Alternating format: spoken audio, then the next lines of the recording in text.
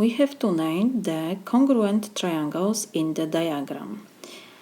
These two red marks show us that side AB is congruent to side CD.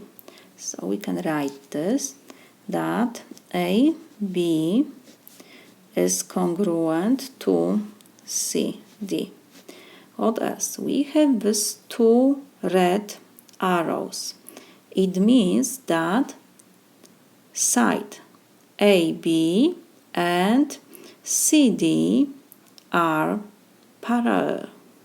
So we can write that AB side is parallel. We can write DC, CD, it doesn't matter. Because I have CD here, so I put CD side. What else? We have also that BD is congruent to DB by reflexive property.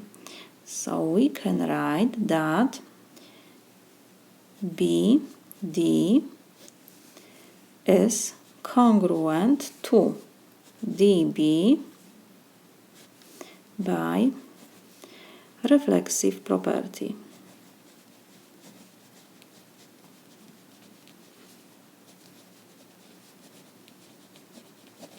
What else? Because these two segments are parallel, so if you extend this, we have here two parallel lines, and our DB segment, if we extend, we have transversal, and this transversal cut these two parallel lines. It means that angle ABD and angle CDB are congruent. This angle and that. Why? Let me write this first.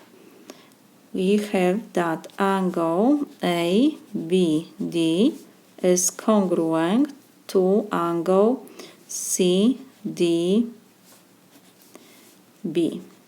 This we got by alternate interior angles theorem.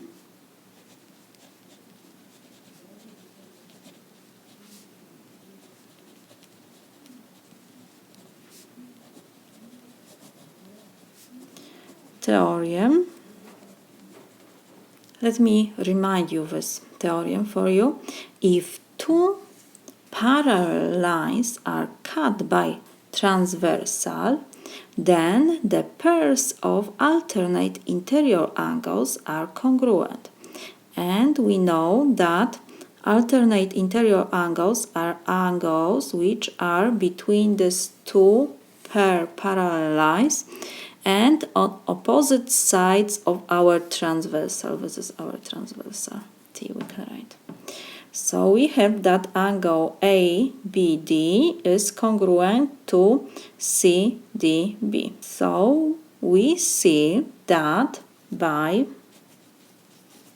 side, because this side and that is the same, and this angle and that angle are congruent, and our side DB is congruent to BD by reflexive property. So we can use postulate by side, angle side congruent postulate. Our two triangles are congruent. So we can write by side, angle, side, SAS, congruence, postulate, triangle A, B, is congruent to triangle CDB. This is my solution.